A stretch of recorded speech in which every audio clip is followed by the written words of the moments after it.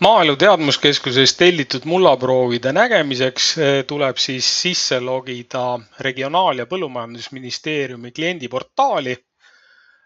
Kliendiportaali saab siseneda siis läbi riigi autentimisteenuse, kasutades selleks kas siis ID-kaarti või mobiilseid rakendusi.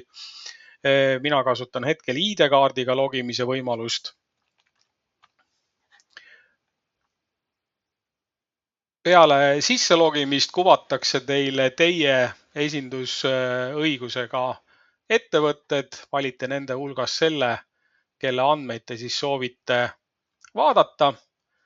Peale mida paneeli vasakus osas, allosas siis Maaelu Teadmuskeskuse jaotises on omakorda alajaotis mullaportaal. Sellel klikkides saate teha siis mullaseire tulemuste kaardirakenduse vaatamise juures kliki ava kaardi rakendus ikoonil.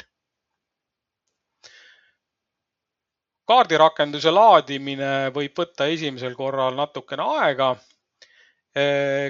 Ja selle kaardi ulatus siis sõltub sellest, kui suur on see maa-ala, kus teie valitud ettevõtte põllud asuvad.